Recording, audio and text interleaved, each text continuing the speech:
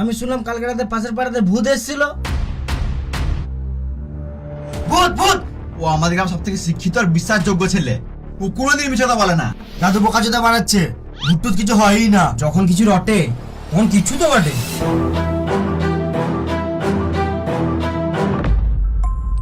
আমার কথা মন দিয়ে শোন। এ সবাই চুপ চুপ, অনেকদিন থেকে গল্প শুনি নাই। ওই ভূতটা তো কিছুই ছিল না, এখন যে ভূতটা আছে না সেটার নাম হলো স্প্রিং ভূত।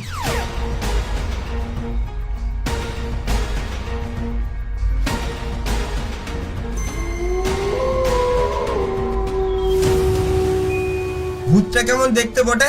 তোর মতো দেখতে পারে রে শুয়োরের বাচ্চা। ভূত ভূত ভূত, কালকে আমার বউকে ভূতে নিয়ে চলে গেছে।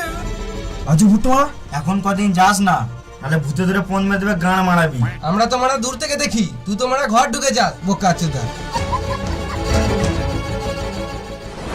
যা দেখছি আস্তে আস্তে ভূতের উৎপাত কিন্তু বেড়ে গেছে। আমাদেরকে স্প্রিং ভূত ধরতে হবে।